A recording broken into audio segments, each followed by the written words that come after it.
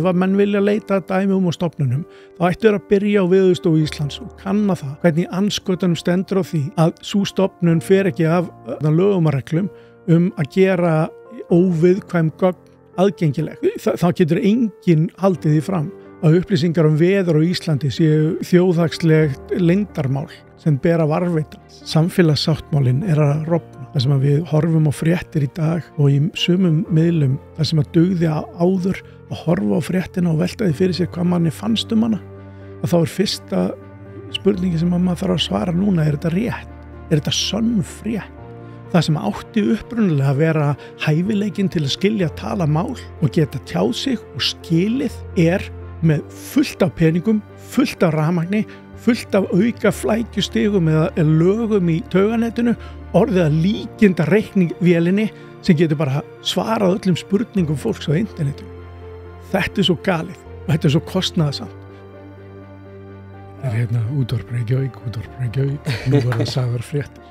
Nú verða sagðar fréttir. Stefán Baxter, hvað segirðu gott? Heyrðu, ég kátur. Það ekki? Margt að gerast hjá ykkur, snjallgögnum, og þetta ekki bara plugg. Ég virkilega ánægður með það sem þið að gera. Ég til að þetta sé mjög mikilvægt framfæra skref að vera að bæta úr þessu. Ég búinn að fá Björgvin Inga Ólafsson og Guðmund Hafsteinsson til að tala gervigreindina og ég til að sé mikilvægt að við séum svolítið með puttan á púlsinum núna, sérstaklega með hvað líka heimurinn að hreyfast hratt, mikið gerast í einu.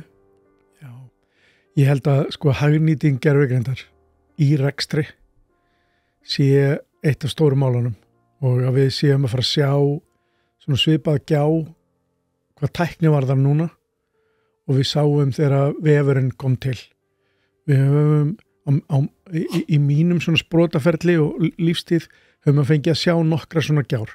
Þetta heimilistölvan, þetta internetið og vefurinn og svo núna gervigreindin og þetta allt hlutir sem að fyrirtæki sem að vilja skara fram úr þurfa að vera bara samkeppnishæfir hreinlega, þurfa að tilenga sér og við erum að fara í umbreytingarferli sem að verður mjög forritanlegt og snjallgögn, já, okkur gengur ágætlega, við svona haldum áfram að vaxa og dafna á vonandi viðráðanlegum hraða en það má segja að það sé kannski auðveldar að gera það þegar fókusinn þegar það svona meðbyr og seglin eru þannig en það má líka segja að það þarf að halda væntingum í hófi og hjálpa fyrirtækjum að hagnýta þessa hluti rétt. Og ég vona okkur sé að takast það í öllum tilfellum. Það allavega okkar markmið og kannski eins og ég sagði senast, við lítum ekki á okkur sem gervigreindar fyrirtæki. Við erum ekki að þjálfa líkön, við erum ekki að færa nálina í gervigreind í heiminum. En við erum hagnýtingar fyrirtæki sem fókusar á þessa nýju tækni og ekki endilega bara þessa nýju tækni, heldur bara nýja tækni til að bæta daglegan rekstur fyrirtæki og stofnana og við höldum að sé fullt inni. Við höldum að það sé gríðarleg hagræðing sem býður og eitthvað af henni mun taka störf, eitthvað af henni mun leggja niður störf sem að fáir vilja vera að sinna, handinslætti á einhverjum skýslum eða taka einhverjar bæklinga og velja upp úr þeim gögn til þess að skrá einhvers staðar. Það er svo margvísleg óþarfa handavinnuskref sem að fara að hverfa. Við viljum stuðla að því. Já, þetta ekki bara orðið langt og mikil langloka hjá mér? Jú, það sem að mér finnst svo merkilegt að í dag, maður sér alveg það ákveðin svona, já, þannig bragur á rekstri á Íslandi að það ekki öll fyrirtæki byrja að taka þátt í þessu og eins og ég var nefna við viðtal við Guðmund Hafsteinsson þar sem hann nefndi mitt, þeir sem ekki að fara að taka þátt, þeir verða ekki með að þetta svolítið þannig að þeir oft á tíðum svona að telja sig geta komið einhvern veginn aðeins seinna eftir á, var það að tala Evrópu í því samhengi. Hann var að benda á það að þegar að störf hverfa þá koma þau ekki aftur bara í sömu mynd nema aðeins hægar. Nei, það sumt af þessu endurtekið efni. Þegar að vefurinn kom og internetið þá var því haldið fram að fyrirtæki sem að myndi ekki ná tökum á þeirri tækni myndi hverfa. Það var svona smá hræðslu áráður í því, kannski meir en smá, en í sumum tilfellum þá átti það bara algjörlega við og við sáum risa fyrirtæki hverfa og ég held að það sama muni gerast hér að einhverju leyti. Síðan má velta fyrir sér kostnaði við innleiðing á nýrri tækni. Kostnaður á innleiðing við nýrri tækni svona eins og U-kurva. Það er að segja, kostnaðurinn er langmestur fremst fyrir fyrirtæki sem að ætla að vera með frá byrjun og eru til í að taka þátt í svona early adopter vinnu. Þeir borga háan kostnað. Svo lækkar kostnaðurinn eftir því sem fleiri eru með. En svo hinum endanum þá snar hækkar hann aftur og það er kostnaðurinn við hafa ekki gert nýtt. Og ef að ég þyrfti að velja í dag hvorum ein í þessari kurvu ég ætla að vera, þá myndi ég alltaf velja fyrripartin af henni og byrja að læra strax. Já, með Róbert Guðfinnsson á Siglufirði fyrir 2 dögum og hann var með að tala frumkvöðlastarf og einmitt hvernig svona byrjanda hnökrar væru í rauninni miklu dýrkeyptari, talar dauðadalana 2 sem hann setur upp í svona ákveðið líkan þar sem að er ákveðin svona lausa fjárþörf og einmitt hræðsla, ef ég skildi þetta rétt, hræðsla við það að taka einhvers konar breytingum og taka einhver ákveðin skref, lesa ekki bara í ársreikningin frá því fyrra heldur en að sjá kannski að ný tækni geti búið til einhver ný tækifæri og þar fram til göttunum. Og ég held að við séum á ótrúlega, já, á þannig skeiði og þess vegna þótti mér út af því ég vil nú ekki vera að draga því í pólitík út af ég veit þú vilt ekki kannski endilega vera að einhverjum flokkadráttum. En ég var að lesa hagræðingartillögur ríkisstjórnarinnar sem ég var mjög spenntur fyrir og nú veit ég hljóma eins og ég sé eitthvað flokksbundin en málið er það að gervigreind er nefnd einu sinni og í því að tala að það ætti að auka fjárfestingu í nýsköpun eða eitthvað svona rosalega heildrænt.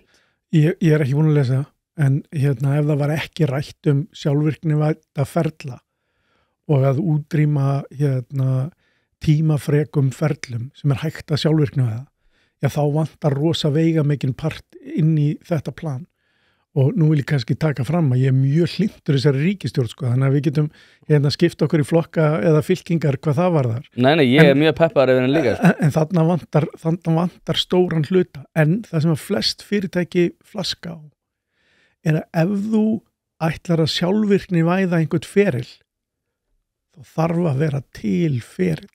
Það getur ekki bara verið skjal og einni möppu í aðra möppu eða tölvupóstur. Íslensk fyrirtæki hafa staðið sig alveg fáránlega illa í svona business process management innleiðingu. Þar sem að við eigum ferla, hvað sem það heitir, útgáfu á tryggingu eða samþykkt á einhverju eða eini ferillin sem fólk þekkir almennt í fyrirtækjum er ferillin samþykkt reikninga. Kemur reikningur, línurnar á honum eru samþykktar að deildarstjóra, reikningurinn í heild sinni er samþykktar að framkvæmdastjóra og það mætti halda að þar með endi verkferla, svona tölvuvættir verkferlar á landinu almennt yfir og þarna vantar bara, þetta er eins og bíl, þú átt 4 dekk en það er engin grind, þú getur ekki hengt þessi dekk neinstaður undir bílina því að það vantar bara allan undirvagnin. Og í þessu tilfelli þá ef að þetta vantar, þá þurfum við að finna leið til þess að hoppa yfir þetta skref, að lípfrokka yfir þetta. Vegna þess að við ætlum núna að fara að innleiða verkferlakerfi sem áttu basically að vera innleitt í kringum aldamót. Til þess að ná þessu fram, að þá erum við að seinka hagnýtingar vinklinum eða tímabúndinum svo mikið. En já, ég hef sterkar skoðanir á þessu. Ég þekki ekki nú vel til verkferla hins opinbera en ég veit að það er líka hægt að sjálfvirkni væða svona, ég var að kalla það óeiginlega verkferla eða venju sem er ekki búið að festa í einhverju verkferlakerfum og það er að hjálpa til á fullt af stöðum og auka hagræðingu og þessi hagræðing snýst ekki bara að fækka handavinnu og mannklukkutímum, það snýst í langflestum tíma langflest skipti að gera allt kerfið skilvirkara, bæta þjónustu, stytta svartíma og nú má enginn miskilja mig. Ég er ekki hér að tala fyrir því að ríkið eða stofnanir sem eru að meðhandla viðkvæm gögn láti bara gervigreindum að svara einhverju fyrir sig. en því að fyrr má nú rota en döðrota, þá nú allt í lagi að nota eitthvað þessari tækni til þess að hjálpa til við ákvarðanatöku og kannski drafta einhver svör eða reyna að flýta fyrir sérfræðinguna sem að auðvitað eiga að hafa íta á seinasta takkan í öllu ferlinu. En þurfi ekki endilega að íta á það alla. Nei, ég langar að taka hérna bara, þegar ég langar að halda áfram að tala svona hagræðingu og hvernig svona hagræðing innleitt. Þetta líka sko á svo mörgum sviðum og þetta núna nota ég gervigreind ótrúlega mikið. Ég ekki forritari, ég skil ekki p-skástrík bla bla bla eða skástrík p eða hvernig sem þetta nú allt virkar. Ég skil ekki neitt af þessu. En aftur á móti þá komin þannig forrit að sko ég læt gervigreindina klippa fyrir mig, ég læt gervigreindina vinna hljóðið fyrir mig. Ég læt gervigreindina búa til smáklippur fyrir mig. Nota gervigreind í allt. Og þú varst einmitt að tala búnaðinn og hvað hann væri orðin miklu betri heldur en hann var síðast. Og þú nefndir réttilega að sko fyrir bara ekki svo löngu, bara áratug eða 2 áratugum, að þá hefði þurft bara gríðarlegt stúdíu og rosa fyrirkomulag til þess að vera með áleika framleiðslu. Og það svolítið þetta sem að mér langar að setja þig í ákveði samhengi við að sko hlutirnar hreyfast svo ótrúlega hratt að þetta að auðvelda okkur frekar heldur en að drepa eitthvað sko. Já, getur í ímyndaðir. Nú erum við að tala framleiðsluna þína hérna og vídeóvinnsluna og allt sem þarf til þess að búa til svona þátt og hversu mikið búið að sjálfvirkni væða því. Þetta myndvinnsla og hljóðvinnsla. Þú veist, flest viðskiptagögn eru einfaldari að mörgu leyti heldur en þetta. Þó að þau hafi síðan flóknar reglur í kringum sig og það sé ýmislegt annað sem flækir það. En við erum að sjá framfarir á öllum þessum sviðum og ef við tölum frasa að þá frasinn starfið þitt verður ekki tekið að gervigreind, það verður tvímælalaust tekið að einhverju mannesku sem kann að hagnýta sér hana. Svona frasi nákvæmlega þetta. Það líka bara nákvæmlega sem ég var eiginlega að útskýra sko. Já, og það svo margt orðið svo miklu auðveldara heldur en það var og við verðum að kunna nýta okkur það. Ef við höldum okkur aðeins í pólitík og horfum til Evrópu og regluverks í kringu gervigreind og hamlandi hluti þar og hvernig mállíkön eru bara að verða til í Kína og Bandaríkjunum og við hugsum aðeins hvers konar umhverfi verið að búa til í Evrópu utanum þetta. Þá langar mig, og ég ætla að binda þetta allt saman, að þá langar mig að byrja og segja að ég rosa glaður að vera tilheyra Evrópu, þannig að því að þar verið að hugsa að vernda einstaklingin og ég mjög hlynntur því. Hins vegar verið að gera líka hluti sem eru rosalega hamlandi varðandi samkeppni. Og núna þangað til að DeepSeek kom út, þá voru Bandaríkjamenn með algjöra yfirburði í gerð mállíkana og Evrópa á að mínu leyti átti að minnstu kosti ekki þá að henda milljörðum evra í að taka þátt í því kapphlaupi. Af því að mállíkana kapplaupið, og við kannski tölum það á eftir, eitthvað galnasta fyrirbæri sem ég séði í upplýsingatækni nokkuð tíman. Þrátt fyrir alla sína kosti, þá þetta alveg galið. En Evrópa á ekki að vera að eyða milljörðum evra í að reyna að ná þessu. Af því að það dugir okkur að tryggja við höfum aðganga þessu og dugir okkur að tryggja að við séum ógeðslega góði að hagnýta þetta og við mentum fólkið okkar, ekki framtíðar fólkið ekki bara krakkana, heldur við mentum þá sem eru núna á vinnumarkaði hratt og vel í að hagnýta þetta og að þannig viðhöldum við forskoti. Það þurfi ekki allir að finna upp bílinn til að vita hvað besta leið að keyra héðan og til Akureyrar. Nei, svo við fyllum að þessi eyður. Hvað Evrópa að gera í samvættu við mállíkön sem að þú telur að þetta ekki að fara að gera? Sko, þau eru náttúrulega bara ekki að gera í þróun á mállíkönum eru þau ekki að gera neitt og það ekki augljóst að þau eigi að vera að gera það núna nema þá eftir sambærilegri uppskrift og DeepSeek notaði þar sem að þarf ekki milljarða evra til þess að búa til eitthvað sem skiptir máli. Kínverska gervigreinda fyrirtækið. Já, það margt á eftir að koma í ljós þar. Brutu þeir höfundarétt, það alls konar hlutir en að lágmarki það sem að þeir sýna fram á að með minni vélbúnaði og minni kostnaði þetta að fá sambarilega niðurstöður og það mjög hvetjandi. þú veist, ef við skiljum hinar spurningarnar aðeins eftir fyrir utan jöfnuna og látum í smástund eins og OpenAI hafi ekki traðka á neinum höfundaréttin einstæðar það er ýmislegt að gerast þar en aðalpunkturinn var þessi hagnýtingarparturinn er parturinn sem skiptur okkur máli fyrir fyrirtæki, fyrir stofnanir fyrir þjóðfélagi í heild sinni ég held að Ísland sé í kjöraðstöð til þess að hagnýta þessa tækni gervigreind, gagnavísindi alls konar hluti sem hafa verið að breytast hratt á undanförnum árum til þess að halda sér í fremsturöð og ef við komum svo aftur heim ef að hagræðingar tillögurnar innihéldu þetta ekki og ég þekki þær ekki þá vantar stóran geranlegan part í þær fyrirætlanir ef þetta vantar. Já, það því að ég einhvern veginn allavega fyrir mitt leiti þá hef ég verið að horfa á þetta þannig að allt í okkar lífi hefur að einhverju leiti með gervigreind að gera sama hvort okkar líkar betur í svo afurð sem við erum að fá sérstaklega einhver svona gagnarvinnslu jafnvel svo afurð sem að kennarar að fá frá framhaldsskólanemum hefur eitthvað með gervigreind að gera þannig að þetta snertir okkur eiginlega alveg sama hvort okkur líka betur að vera eiginlega vil ég segja á flestum sviðum okkar samfélags og þess vegna þótti mér svona pínu miður að en reyndar ég var að hlusta nú að viðtal í bakherbygginu þar sem að vera að ræða það að þeir hafi bara ákveðið að vera ekki að fara í hagræðingartillögur sem hefði endilega að gera með einhverju breytingu stofnana ef ég skildi það rétt eða það að taka út stofnana, ég man ekki alveg hvernig orðið það, þeir voru allavega í þrengra mengi heldur en kannski við myndum telja þeir ættu að vera í samtöku gervigreind, þannig að ég gæti verið að fara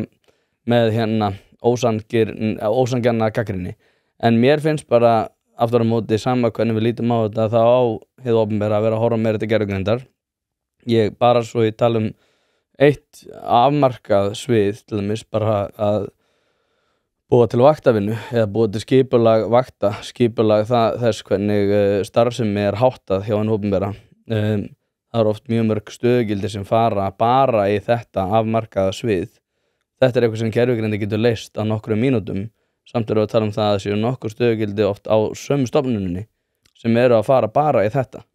Já, það eru hlutir og við þurfum að gera gervigreind er eitt af þessum hugtökum sem að ná yfir marga hluti og við þurfum að gera greinarmun á mállíkani og öðrum líkunum sem eru þjálfuð upp til að gera ákveðna hluti og afskaplega vel. Við eigum svona deep learning líkun sem að finna heilaæxli og eru sérþjálfuð í því. Ég myndi aldrei biðja mállíkanum að finna heilaæxli, skilur mig.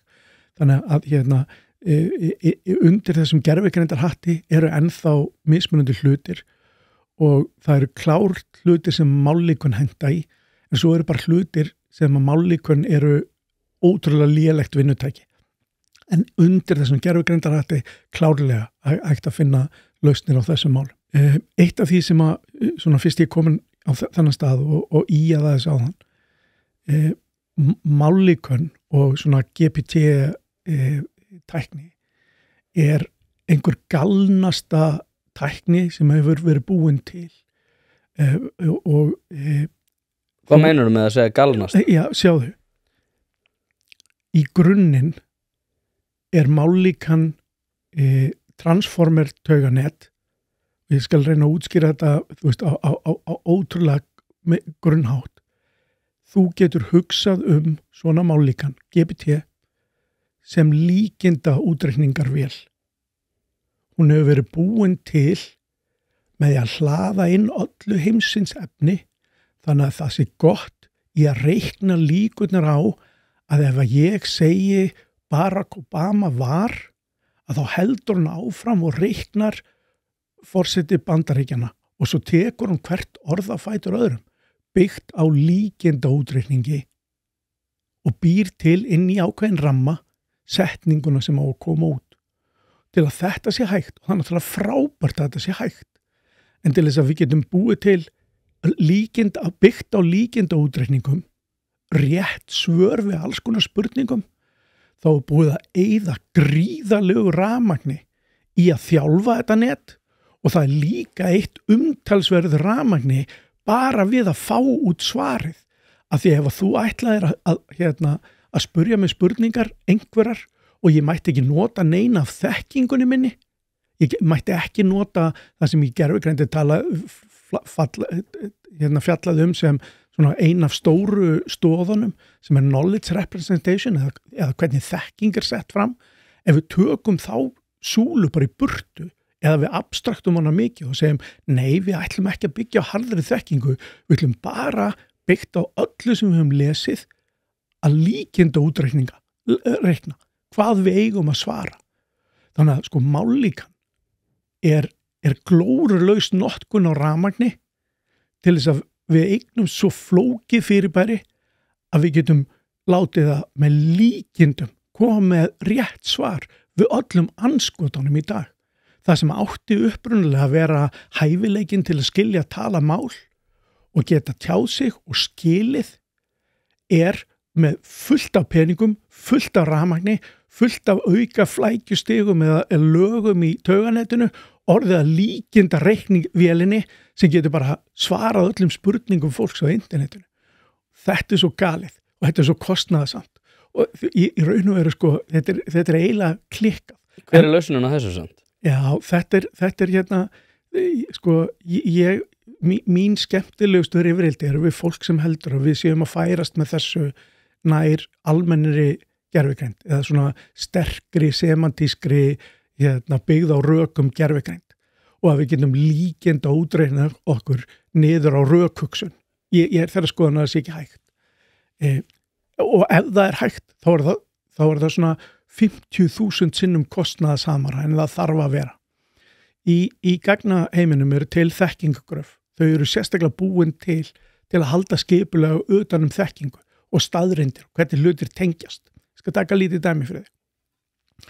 Í Wikipedia og Wikidata eða TPpedia sem eru svona gagnapartar af því, getur farið og getur fundið Barack Obama. Svo ég haldi mig nú bara við hann af einhver ástæð.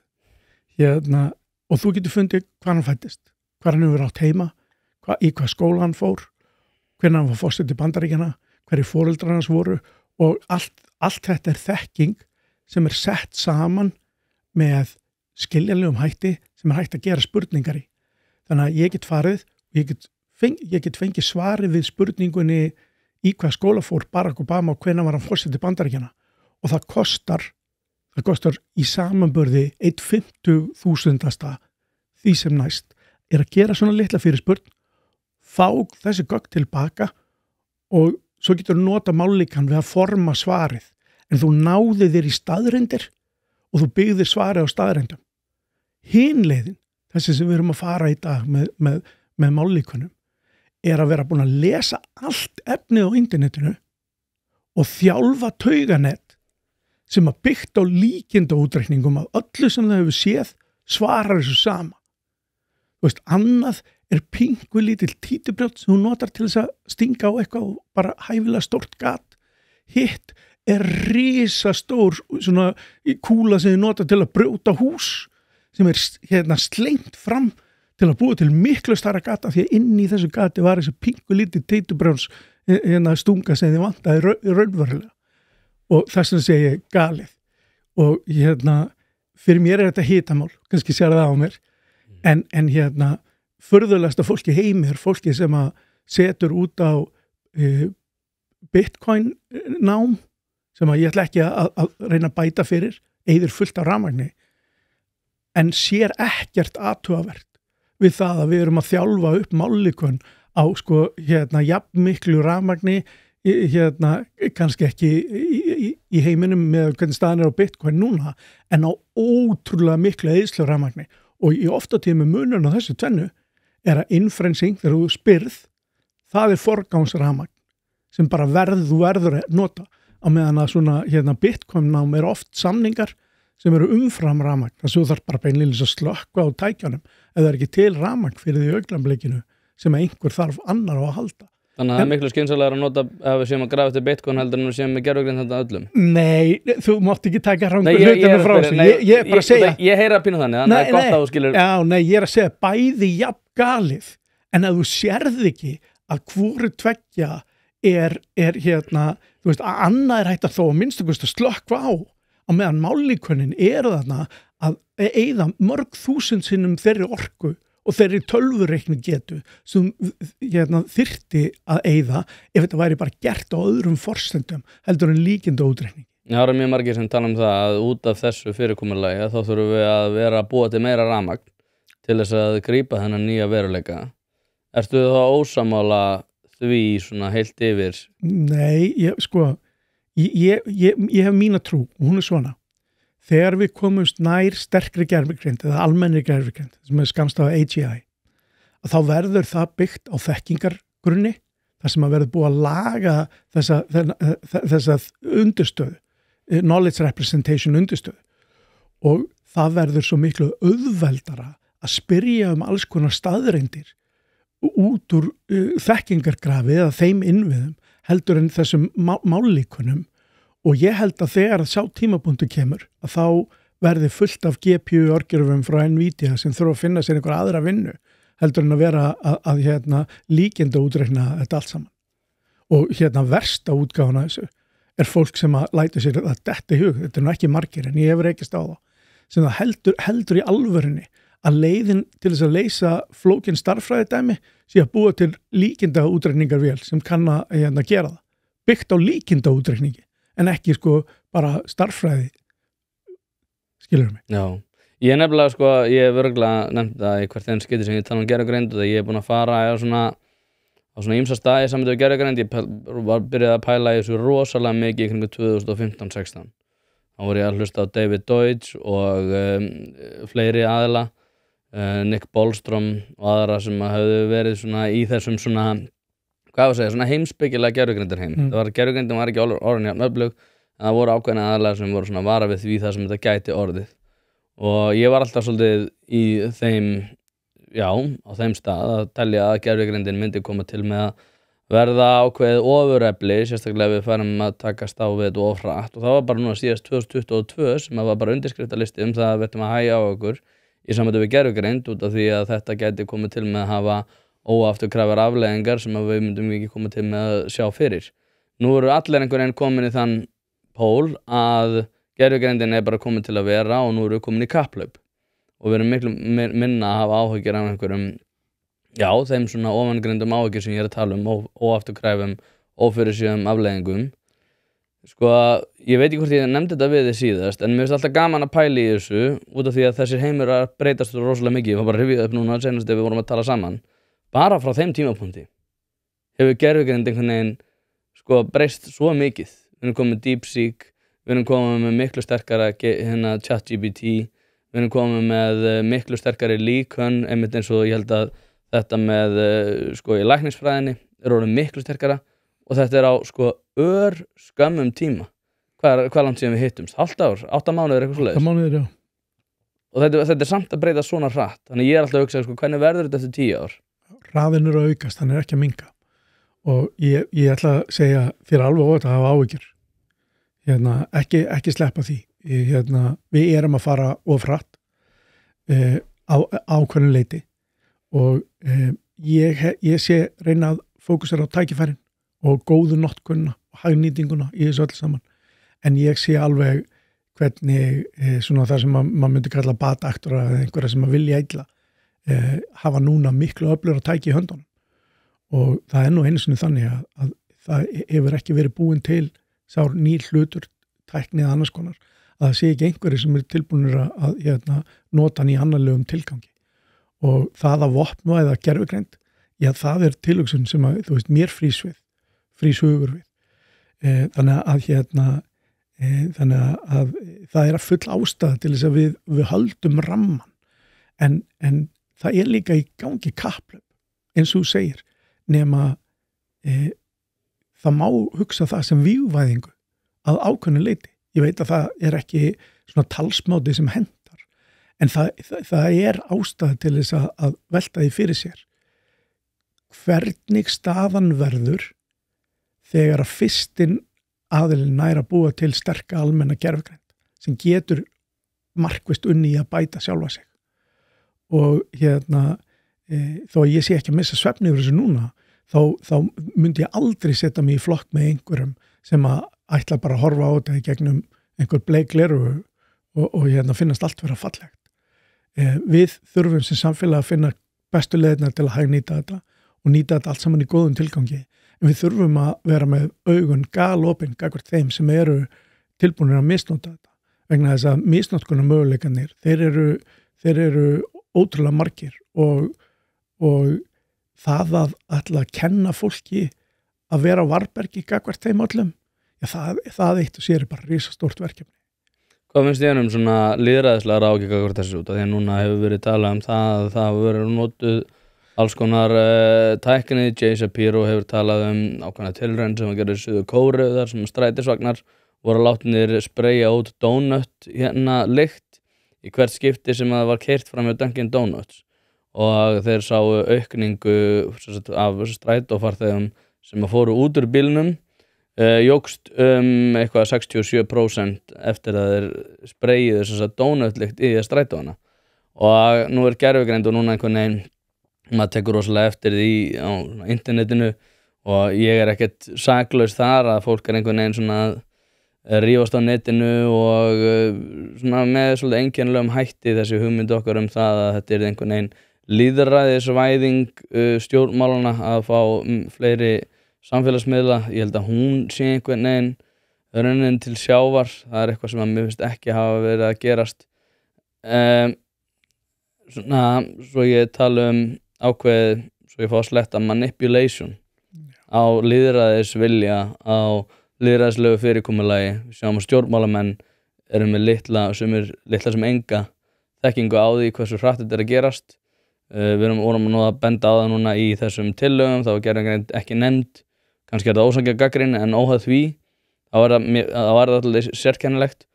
Hvernig svona frá heimspekilegu sjónarmiði, lýðræðislegu fyrirkomulagi, rosaleg gjá á milli þeirra sem vita og kunna ekki. Já, ég er nú kannski ekki 100% rétti aðeins til að svara þessu, en mér hefur virst þessi svakalega ríki tendens núna í að beita röngum og villandi upplýsingum í áróðuskyni. Það þarf ekki tækni til í raun og veru ekki. Gervigreindin virkar kannski sem magnari ofan á þetta og gerir ákveðna hluti í þessu auðveldari eins og í öðru.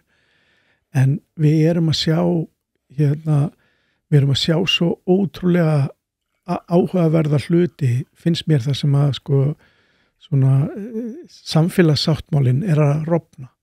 Það sem að við horfum á fréttir í dag og í sumum miðlum, það sem að dugði áður að horfa á fréttina og velta því fyrir sér hvað manni fannst hana, að þá fyrsta spurningi sem maður þarf að svara núna, er þetta rétt? Er þetta sönn frétt? Og þessi stóra breyting sem að hefur orðið á undanförnum árum, hún fyrir mig þá er hún svo rosalega skýrt merki það að hlutir batna ekki bara sjálfu sér.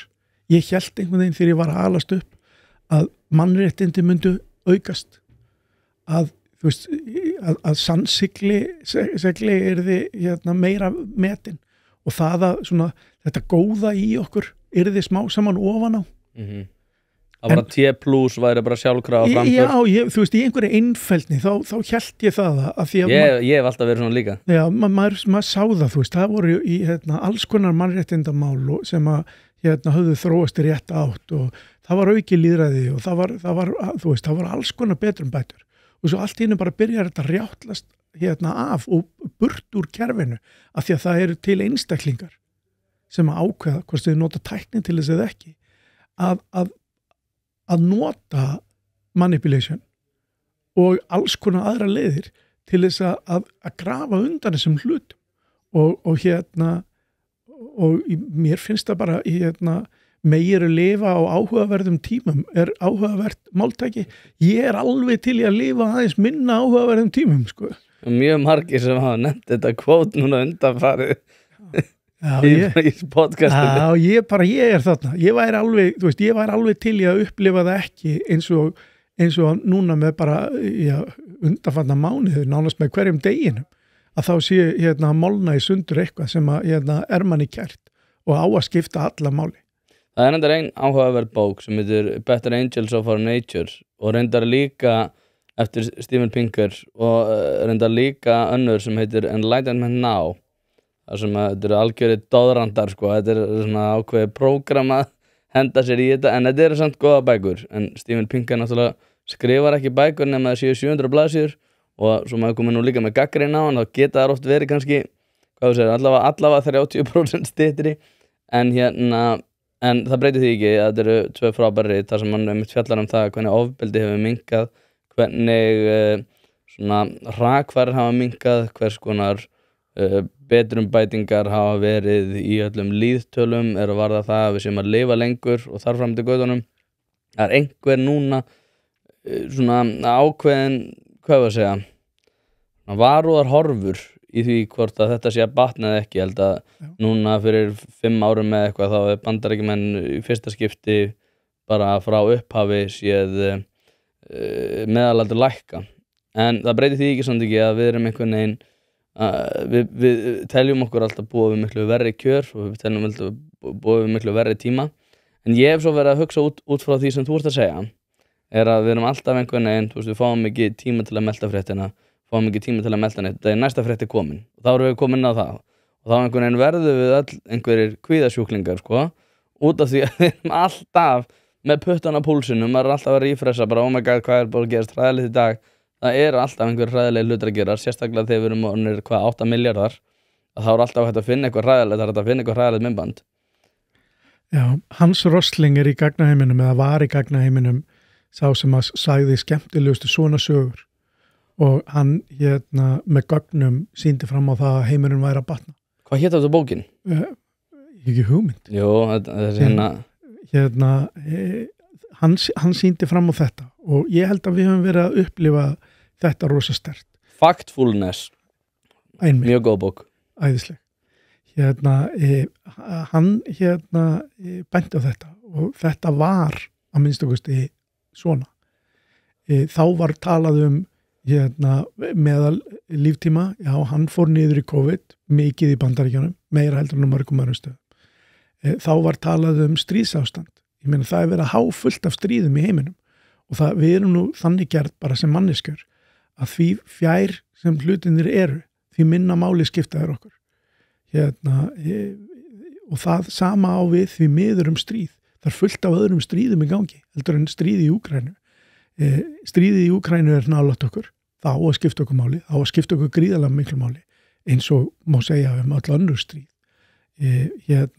en við erum komið með þetta í bakgarðinn heima og aðstæðunar í kringum þetta stríð sem er orðið fulllangt eru þannig að þær geta mjög auðveldlega undið upp á sig með skelfilegum afleiðingum þannig að það er það sem að ég kannski að reyna að segja er þetta mér líður eins og heimurinn hafi versnað undanfarið en mér langar ekki að vera tilheyra gamla mannahópnum sem segir að allt hafi verið betri í gamla dag það er eiginlega varnaklinn sem ég er að reyna að setja á þetta en við lifum á mjög áhugaverðum tímum það sem að mjög margt að breytast Já, ég sko með stríði í Úkraínu ég stríði Úkraínu alveg heilshugar og finnst alveg fáránlegt hvernig Trump er svona að haga sér að mestu leyti en ég aftur á móti hef haft svona mínar hugmyndir sem eru svolítið á skjön við hið hefðbundna í þeim efnum að ég sé ekki hvernig lýðþróun í Rússlandi getur valdið því að Rússar muni koma til með að ráðast inn í önnur lönd á næstunni. Þessi hugmynd það að Rússar séu með þann hergagnaðiðnað sem er mjög bástattur og lýðþróun sem byggir á því að ungt fólk ekki að fjölga sér samhliða því að það er rosalega mikið í stríði að það bendir ekki mikið til þess að þeir munu geta komið til með að ráðast inn í önnur Evrópulönd. Þú átt við að eina hergeta Rússa sé landhernaður með fólki? Nei, já, svo náttúrulega þeir með kjarnorkuvopn, sko. Ég líka smeykur við það en ég líka smeykur við það að ef að Rússar, sko ég talaði einhvern tímann þetta við Albert Jónsson ég vissi ekki að við ætlum að fara til þessu umræðu en ég er mjög til þetta ég talaði þetta við Albert Jónsson sko. Hann sagði benti á svolítið áhugaverða staðreynd. Hann hefur sagt alveg frá því að þetta byrjaði að á einhverjum tímapunkti verður samið og þann dag verður Úkraína ósátt. Og hann hefur sagt þetta eiginlega núna bara frá upphafi sem að verða 3 ár. Og það sem að ég hef svolítið bent á í þeim efnum sko hættan ekki að Rússar vaði endilega yfir Úkraínu sem vissulega mikil hætta út af því við viljum það náttúrulega alls ekki fyrir lýðræði í Úkraínu. En aftur á móti ef að Rússar tapa og þeir fara að sjá það sem eitthvað örþrifaráð að fara að grípa til ráðstafana sem að í einhvers konar örvæntingu, það það sem ég hef áhyggjur af. Þannig að eins og Albert Jónsson benti á, ég vona ég sé ekki að fara með fleipur og leggja honum orð í munn, en þá benti hann einmitt á, sko, hættan svolítið að Rússar tapi þessu stríði, sko. Og tapi þessu stríði þannig að það, eins og Heiðar Guðjónsson benti á núna bara fyrir skömmu, að Rússland muni koma til með að brotna upp í margar einingar. Það hætta sem við ættum að vera hræddari við, bæði út af orku og líka út frá ákveðnu öryggissjónarmiði, að við séum ekki komið með einhver Miðausturlönd í Rússlandi sem að við ættum að hafa miklu meira á að gera af heldur en mjög veikburða Pútín. Já, nú ertu komið svo langt út fyrir mitt svið að ég ætla bara að segja já, einmitt, áhugavert. Sko, ég að segja það, Stefán, ef ég myndi bara tjá mig eitthvað sem ég var sérfræðingur í, þá ég ekki með þetta podcast, held ég. Nei, en þetta eru sterkar skoðanir. Að viðhalda sterkum Pútín og selja það að sterkur Pútín sé almannaheill fyrir Evrópu. Hann veikburða, sko. Já, en ég meina, hann ennþá einræðisherra í sínu ríki. Já. Og þú veist, ég bara hreinlega veit það ekki. Eina skoðun mín á þessu, og þú veist, ég segi nú ekki að þessi rifrildi sem ég lendi oft í, en fólk sem heldur því fram að Rússar hafi ekki ráðist inn í Úkraínu.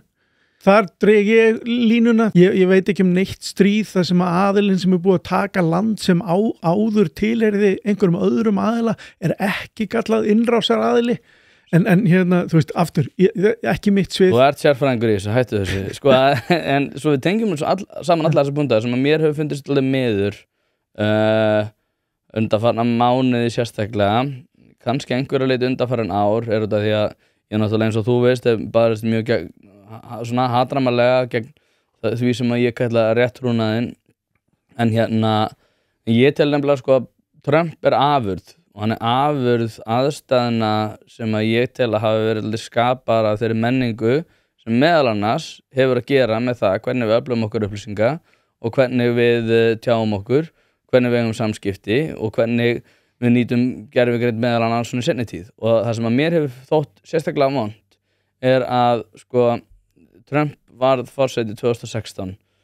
Margir tala að það hafi verið rosalega, þú veist, að við gott þá að hann hafi ekki alveg skilið embættið og hafi ekki verið eitthvað svona vel í stakk búinn til þess að nýta sér heimildir á þann veg að hann gæti í rauninni tekið þessi meira vald og það sé að gerast meira núna.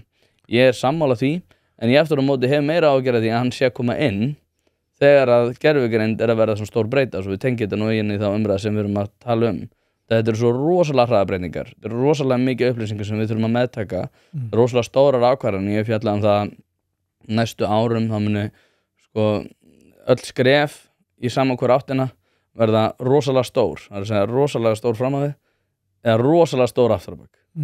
Og það hefur að gera með það bara við lifum ákveðum óstöðuleika tímum. Og ég einhvern veginn horfa á þetta þannig, bara gervigreindin komin inn. Það rosalega vant að hafa allan en óstöðuleika á sama tíma. Kannski myndi einhver segja að gervigreind sé orsakavaldur í þessu. Hvað myndir þú segja? Wow. Ein létt Ein létt, já. Sko, byrjum þar. Ég held að í fyrra skipti sem Trump var forsetið og fylgdu með honum embættismenn sem voru af gamla skólanum sem hafðu vit á því að ramma inn eins mikið og hægt var. Þannig lítur þá út svona utanfrá af einhverjum leikmanni eins og mér. Núna líklega þeirri ástæðu að ekkert að því fólki bauð sér fram bara búið að sópa öllum út og það kemur fólk inn sem hvorki skilur nýja virðir nokkrar leikreglur eða hefðir og algjörlega óbundið í öllu sem það gerir eða tjóðrað. niðurskurðar áform í Bandaríkjunum og að segja upp milljónum og milljónum opinberra starfsmanna af því að þá að nota gervigreind til þess að gera alls konar hluti er svona ferli sem að maður maður ber varhug við og ég man ekki það til orðatiltæki sem að er eitthvað þessa leið ekki slá einhver random hlið eða girðingar úr vegi þó þú skiljir ekki af hverju þau eru þarna af því að þau voru sett upp á ástæðu sem þú þekkir kannski ekki í dag og þetta hljómar eins og svona ómarkvissar aðgerðir, ekki bara það heldur ef þá að fara að nota gervigreind til þess að hafa upp á öllum þeim sem hafa svindlað á almannatryggingum að þá er kannski rétt að muna bara að gervigreinda líkun sem að hafa átt að finna góða kennara eða gott starfsfólk eða eitthvað að inn í þeim líkunum hafa verið fordómar sem hafa verið þjálfaðir óvart upp í viðkomandi lausnum til þess að taka kolrangar ákvarðanir. Þannig að þó það væri ekki nema bara þeirra vegna, þó þú veist það alls konar spurningar sem að koma upp, þó það væri ekki nema bara út af þessu, þá finnst mér þetta vera varhugavert. En forvitnilegt að sjá að því við vorum að tala um lýðræði áðan og þróun í heiminum, að þá er náttúrulega ég horfði til Bandaríkjanna og sé það sem stað sem að lýðræðið stendur ekki af sterkum fæti og það hefur alltaf staðið. En aftur, bara sem leikmaður einhverstaðar, á þess að þekkja vel til. Nei, ég alveg sammálar hann, sko, ég og eins og þú segir, sko, ég enda til að það hefði þurft ákveðna svona uppskurðstefnu en ég held eftir á móti og þegar ég er ekki hrifinn af Trump að þá sé hann einhvern veginn, sko, það sem hann gæti komið til með að gera gæti reynst jákvætt að einhverja leyti, það er svo erfitt að sjá það fyrir en aftur á móti þá er ég ekki hrifinn af svona stjórnarháttum og ég held að þess geti líka ítt undir ákveði svona, hvað var að segja, vondar afleiðingar að hvernig við horfum á valdhafa, sko, að valdhafar sé einhvern veginn, þetta er svolítið svona eins og klisjan þegar að einhver er kosin í eitthvað embætti að þá er ég er forseti ykkar allra. Ef við fyrir að grafa undan því að þá erum við komin á svolítið vondan stað og ég hef einmitt sagt þetta hérna á Íslandi, sko, að við einhvern veginn teljum okkur búa við svo góð kjör og allt er svo frábært að við ættum í rauninu frekar að vera að hugsa út í það, sko, hvað gerir þetta frábært og hvernig pössum við upp á það að við í rauninni framfleytum þessum stoðum til næstu kynslóðar út af því að það mun koma svo kynslóð sem mun klúðra þessu og þá viljum við ekki vera svo kynslóð. Það er einmitt það sem ég er svolítið að brýna fyrir ungu fólki, ekki vera svo kynslóð sem að klúðra þessu. Nei, ég held að mér sýnist að mín kynslóð sé mögulega kynslóðin sem er að klúðra þessu. Nei. En ef að halda áfram tæknimegin í lífinu. Já, ég var einmitt að fara að segja þú vilt endilega vera að tala um lýðræði, ég ekki tala með lýðræði, sko. Ég vil fara í gervigreindina. Svo við tölum aðeins hana og í sambandi við svona það sem þú varst að nefna með það að hagræði í ríkisrekstri. Við erum búin að fara aðeins yfir þetta en út af því að þú ert búin að vera í snjallgögnum þið sérhæfi ykkur svolítið í að innleiða gagnaöflun og nýta að hámarka skilvirkni innan stórra kerfa og lítilla kerfa mögulega þá líka hvernig, ef þú ættir að horfa út frá því sem þú varst að tala um áðan með það að nota gervigreindina til þess að hagræða í ríkisrekstri ef þú ættir að ráðleggja ríkisstjórninni hvernig myndirðu segja skynsamlegasta skrefi fyrsta skrefi er þetta og svo gerið þetta þannig að ókeypis er ágjöf þannig að þið þurfi ekki að ráða þig Þið þurfum ekki að íta pásu einhverstaðar ég myndi byrja á að leita að öllum tímafrekum handavinnuverkefnum þar sem er verið að koma upplýsingum úr einu formi yfir á annað skiptir ekki máli hvort það er verið að breyta töluðu máli í texta eða skrifaðri tollaskýrslu í struktúruðu gögn. Ég myndi byrja á að leita af þessu öllu saman. Einfaldlega vegna þess að þarna er rosalega mikill tími sem er hægt að spara og þetta eru störf sem að enginn vill vera að vinna. Og þeir sem er að vinna þetta eru nánast undantekningarlaust hæfir einstaklingar sem eiga að vera að gera eitthvað sem skapar meiri verðmæti heldur en að flytja gögn á milli miðla eða forma. Ég myndi byrja á þessu. Síðan myndi ég horfa á sjálfvirknivæðingu í þjónustu þar sem að það hafa orðið gríðarlegar breytingar í og afsakaðu orðbragði sem helvítis spjallmönnum sem að enginn þolir og enginn nennir.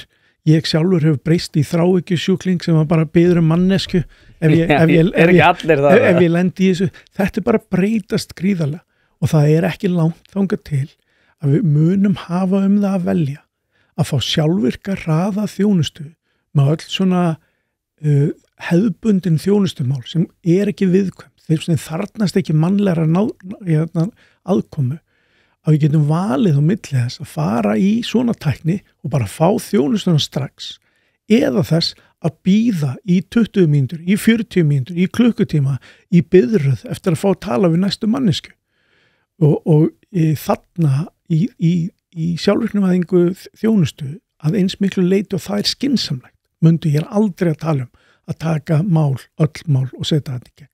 Það verður að vera skynsemi í því hvernig þetta gert. Hægt að bæta þjónustu og spara peninga á sama tíma. Þannig að þetta myndi líklega vera númer 2. Síðan það ríkið, stofnanir og gögn eru hitamál sem að ef þú rekum ekki út og leiðum mér að byrja að tala að þá eftir að vera talandi fram á kvöld vegna þess að aðgangur á gögnum, skipulag á gögnum, hvernig verið að skiptast á gögnum á milli stofnana og fyrirtækja. Þú veist, gagnamálin eru stærsta almenna fyrirstaðan fyrir því að við náum alvöru árangri. En það líka bara risastórt verkefni að takast á við það og sem betur fer þá eru mállíkön núna að sanna sig sem leið til þess að vinna með gögn og hjálpa til við þetta svo lengi reyndar sem að allt kemst fyrir í skammtíma minninu í mállíkaninu vegna þess að þú vilt ekki að fá inn offsjónir eða offskynjanir úr mállíkani inn í gögniðin aldrei nokkuð tíma. En hver eru það annmarkarnir? Er það þá stjórnsýslan sjálf? Er það persónuverndarsjónarmið? Hvað er það sem að veldur því að það erfiðar að komast inn í þetta heldur en allt hitt?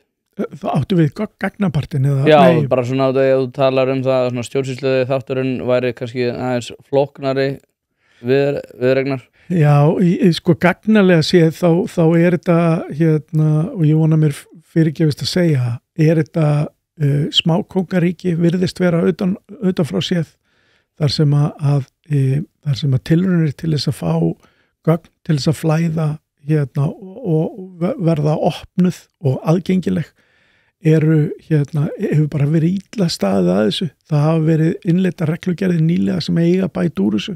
Það voru Evrópu tilskipanir sem að ætlað að taka á þessu líka en hvað sem veldur og það ódýrt fyrir mig að vera með einhver svona sleggjudóma eða einhverja meiningar það en alveg óði hvað veldur þessu þá verðum við að skilja að ef við ekki tökum til í þessu gagnalægi þá verður allt rusl sem við búum til ofan á vegna þess að ef að gervigreind hefur kennt mér eitt þá það að alveg svo gamla orðatildækið skítur inn, skítur út sem átti við gögn. En ef þú bætir gervigreind við, þá þetta eins og skítamagnara því að fyrir hvert kíló af skít sem þú setur inn, færðu 10 kíló út. Þannig að þú veist, við verðum að koma gagnamálunum fyrst í lag. Til þess að... Þú talar smákóngaríki. Þetta þá fólk sem að verja sin eigin stöðu út af því að þú talar aðan að þetta væri allt störf sem enginn vildi vinna og þetta væri allt svo leðilegt. Ég var svona með aðstofa, fekk smá pening fyrir það að aðstofa fólk við heimildavinnu í ritgerðarskrifum. Mér varst það ógeðslega skemmtilegt. Ég veit að það er ekkert málun að fá gerningruna, þegar þú talar smákóngaveldi, ertu þá að tala að það er fólk kannski að verja sína stöðu og verja sína hagsmuni gagnvart þeirri stofnun sem þeir vinna hjá. Þannig að parturinn úr seinasta kafla sem ég reyndi að draga tilbaka og biðast afsökunar og hafa kallað á það er parturinn sem þú vil núna koma og spurja mig sérstaklega. Frábært, ég fíla þetta. Ég kann ekki að útskýra þetta öðruvísi. Ég held að það sé hvergi á landinu einhver einn starfsmaður sem velur þá hverjum degi að halda gögnum út af fyrir sig. ég held hins vegar að þegar út komið skipulagsheildir að þá gerist þetta einhvern veginn svo margir seglar sem bara læsast saman að það verður til einhver svona eitthvað viðhorfgagvart gögnum og opnum gögnum sérstaklega sem að þau þurfa bara ekki verið í lagi og ég skal bara segja aftur kannski af of lítilli þekkingu en Veðurstofa Íslands lítur út fyrir að vera sjúkt dæmi nákvæmlega þetta og ég ætla að endurtaka lítur út fyrir að vera þar sem að gögnum stofnunarinnar hefur verið markvisst haldið frá þeim sem vilja hagnýta þau af einhverjum sjónarmiðum sem að einu sem að hafa komist til skila til mín að Veðurstofa Íslands telur það hættulegt að ef aðrir fái gögn sem hægt að rangtúlka að þá verði rangar upplýsingar til einhvers staðar veður og landhræringar og aðra hluti. Eins og Siggi Stormur þegar hann sagði að það myndi vera sumar síðasta sumar. Já. Hvernig getur þetta verið hættulegt? Já, aftur, þú varst að biðja mig sleggjudóm, þú fékkst hann þarna. Ég að fá mælta. Já, nei, þú færði ekkert fleiri, en ég alveg til í að segja, þú veist, það utanfrá lítur það út fyrir að vera, ef að menn vilja leita dæmum og stofnunum, þá ættu að byrja á Veðurstofu Íslands og kanna það, hvernig andskotanum stendur á því að sú stofnun fer ekki af lögum og reglum að gera óviðkvæm gögn aðgengileg. Það getur enginn haldið því fram að upplýsingar veður á Íslandi séu þjóðhagslegt leyndarmál sem ber að varðveita. Nei, ég allavega get ekki séð það svona í fljótubræði. En hvað, þú veist, þeir segja það sé hættulegt. Ég gerir ráð fyrir því að þú hefur leitað að þessum upplýsingum sjálfur. Ég sagði það var þannig sem ég skil þetta. Þú veist, ekki breyta einhverju fullyrðingu sem að... Þannig að við séum henni héraðsdómið, þú veist, alls eitthvað einasta orð. Nei, já, ég bara reyna, ég skal vera gagnrýninn fyrir því og nefna dæmi fyrir því, að þess að ég sé að fella einhvern dóm á hlut sem að ég kannski skil ekki nógu vel. Nei, svo ég kann taka líka dæmi, sko, það við heyrt það saman svolítið frá persónuverndastofnun þar sem að hefur verið fjallað það bara svona alls konar gögn sem að hafa verið bara túlkuð sem hættuleg sem að augljóslega eru ekki hættuleg. Nei, ég meina, sjáðu, Strætó BS lokar fyrir gögn hjá sér af því að það var einhver einstaklingur út í bæ búinn að búið til rosa gott forrit til þess að fylgjast með Strætó. Bara stórkostlegu skaði að þjónusta Strætó sem bætt af einhverjum þriðja aðila sem að bara hafði ekkit betra að gera í sínum frítíma heldur en að veita betri þjónustu við Strætóferðir en Strætó gat sjálft veitt. Síðan eru dæmi það að íðorðaskrá frá Árnastofnun notuð til þess að búið til kennsluefni fyrir útlendinga af einhverjum áhugasamum innflytjenda sem að vill bara búa til flott forrit fyrir þá sem að vilja læra íslensku. Nei, og það er stoppað. Ég held reyndar að þessi búið að leyfa það aftur núna, en þú veist, þetta eru bara svona 2 agnar smá dæmi það sem getur gerst þegar gögnin okkar sem samfélags eru gerð aðgengileg þannig að allir sem vilja búa til eitthvað virðisaukandi geti bara gert það á þess að það sé verið að slá á puttan á því. Hvað var það? Ég man ekki hvað það var eitthvað daginn að vera að tala um nýsköpun sko, og þá hafi eitthvað sem var alveg frábær viðbót fyrir þjónustu við borgara að hið opinbera sagði einmitt að það hefði enginn verið að leitast eftir því. Þetta svona eins og að segja sko, það var enginn að hugsa sjónvarp þegar það kom og þetta rosalega, ég var eins og að tala við framsóna mann sem ágætis félagi minn sko, sem að talaði það að frumkvöðlastar kemur aðalega frá hennu opinbera og ég sagði það ekki alveg rétt en það líka þessi hugsun það sko að helsta sko forsendan fyrir einhvers konar framförum sé endilega svo að fólk sé með hugan við það að svo framþróun sé að fara að koma. Þannig þú veist við hugsa kannski fljúandi bíl skilur og svo einhver að vinna því. En alls konar svona viðbætur við okkar líf hefur komið án þess að við kannski áttuðum okkur á því snjallsíminn kannski fullkomið fyrirbæri. Ég held að enginn hafi verið að hugsa að við myndum koma til með að vera með nánast allt sem að við kemur okkar lífi í einhverjum síma þegar við vorum með 3310. Já, þú ert á mjög áhugaverðan stað finnst mér sem svona einhverjum sem hefur verið í sprotasenn lengi og hefur verið umhugað nýsköpun, þá vil ég segja tvennt. Byrjum á því að nýsköpun í heiminum kostuð af ríki á mjög stóru leyti gegnum hernaðarþróun, gegnum heima við gríðarlega lánsum að eiga tækniþróunarsjóð og stuðning við nýsköpun. Þannig að þú veist, óbein aðkoma að nýsköpun bara stórt mál. Síðan ertu að fara á stað sem að mér finnst alveg sjúklega áhugaverður, af því að hann snýst ertu að leysa núverandi vandamál? Af því að fyrsta krítería þegar þú tala við fjárfest oft spurningin hvað vandamál ertu að leysa og fyrir hvern.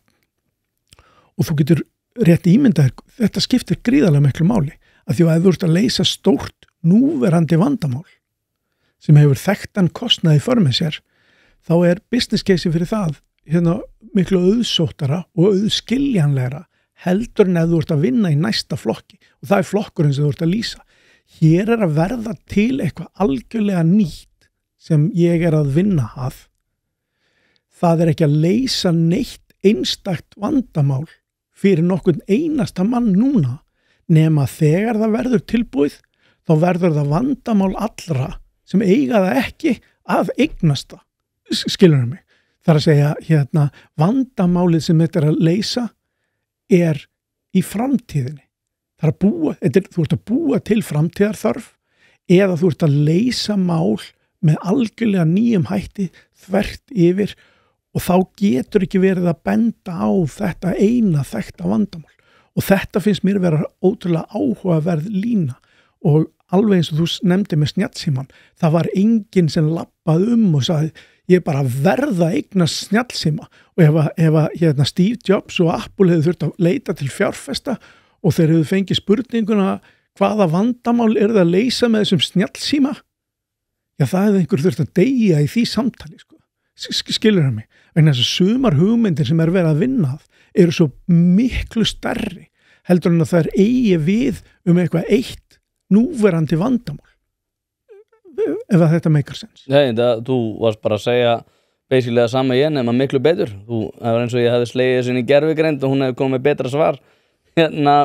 Nei, ég alveg bara hjartanlega sammála, sko, mér finnst einmitt, svo við tengjum nú alla þessa punktar sem við núna að ræða núna senustu 20 myndunar, þá það líka svo mikilvægt út af því að þegar þú ert að takmarka aðgengi fólks að gögnum, þú ert að takmarka aðgengi fólks að upplýsingum sem hafa kannski ekki einu með fólk að gera, að þá ertu að búa til þessar takmarkanir, og það þetta sem sérstaklega þegar við erum að tala um einhvers konar nýsköpun, að þá þetta ekki bara eitthvað svona efni sem að kemur aðeins seinna hérna. Þetta eitthvað sem að verður drepið niður og sprettur upp einhvers annar staðar, og það þetta sem að mér finnst við rosalega mikið þurfa að hafa hugan við þegar við erum að tala um svona efni, að ég veit ekki hvaða framþróunarskref við munum koma til að ég mun álíta sem nauðsyn eftir 10 til 30 ár, og það sem að ég vil svolítið leysa úr læðingi ákveðið frelsi þeirra sem eru að standa í þessum daginn til þess að hafa getuna til þess að móta þessa framtíð. Já, við erum að sjá nýsköpun mikið krafti frelsi til athafna, og mér finnst alveg ágætt að ríkið sé ekki að setja mikinn peningi í þessa nýsköpun, en mér finnst það fráleitt að sé verið að setja peningi í það að koma í veg fyrir nýsköpun með þessum hindrunum, og það sé lágmarkskrafa að gögn sem að ekki viðkvæm eða öryggislega eða persónulega viðkvæm séu bara að gerða aðgengileg, þannig að við getum fengið að sjá alla þessa þjóðhagslega hagkvæmu hluti sem munum bara spretta nánast úr engu, af því að einhver sem hefur áhuga, ástríðu og þekkingu getur bara smíðað eitthvað, hvort sem það eitthvað sem leysir vandamál sem við þekkjum í dag, eða eitthvað, veitir okkur eitthvað alveg nýtt sem við bara áttuðum okkur ekki á að vara vandamál fyrir við sáum lausnina. Nákvæmlega, leifi frelsið. Skoðið snjallgögn.is, sérstaklega ef þið eru í atvinnurekstri, það þjónusta líka lítil fyrirtæki og stór eða? Við erum að stíla inn á fyrirtæki sem er svona amerískri stærðagráðu myndu kallast small and medium enterprises þar. Já. Þetta er svona stærri íslensk fyrirtæki og stofnanir. Við erum þar ekki af neitt í sérstaklega ástæðu. Ef að önnur fyrirtæki smerri hafa áhuga þá höfum við áhuga á því að læra sem mest. Vegna þess að það sem við erum að læra er þegar við erum að fara með okkar lausn inn í fyrirtæki og við erum að fara með hann í mörg mismunandi fyrirtæki í breytilegum rekstri af því að við erum að reyna að búa til lausn sem að þú mátt hugsa eins og Excel sem að á að virka þvert yfir og við græðum ótrúlega mikið af því að fá að vinna með fyrirtækjum og skilja þær áskoranir sem þau eiga við að etja og hvernig við getum beitt tækni til þess að leysa viðkomandi áskorun. Þetta svona þessi víðu glerugu sem við setjum á okkur núna, þau þurfa einhvern tímann í framtíðin að þrengjast en það hefur verið ótrúlega gaman að fá að vinna með þessum 10-12 stóru fyrirtæki sem við höfum verið að vinna með í að þróa okkar lausn og fá að gera það á svona breiðum grundvelli í leit að verðmætustu lausninni eða ef við reynum að nýta þetta aftan við það sem við erum búin að vera að tala. Já, nákvæmlega. Og líka bara hið opinbera en til að ef að þið hafið vilja til þess að greiða úr ykkar málum og ekki bara einhverjar smáar sparnar tillögur. Þarf ég að borga fyrir þetta? Nei, þú ert ekki að borga fyrir þetta. Nei, ég ætla nú að fara að ljúka þessu en það sem ég er náttúrulega í þessu er bara til þess að reyna að betrumbæta það fyrirkomulag sem við höfum í dag. Ég veit alveg að ég mun koma til með að græða á því ef að þið myndu koma til með að bæta gögn, alveg saman hvort það sé fyrirtæki sem ég mun svo að öllum líkindum vera einhverju samstarfi við, eða ekki samstarfi að þeir sé að veita mér einhverja þjónustu eða ég sé að kaupa einhverja vörur, þá mun ég alltaf græða því. Þannig að ég horfi bara á það eins og þetta plugg, bara ef að þið eru að fara að bæta gögn þannig að ég fá ódýrari vöru í framtíðinni eða ódýrari þjónustu hjá hinu opinbera, þá er ég bara peppaður. Já, frábært. Þannig að þú ert ekki að vera... Við skulum trúa því. En ég sendi þér reikning. Stefán Baxter, takk aðeinslega fyrir að koma og þangað til næst. Heyrðu, sömuleiðis, hlakka til.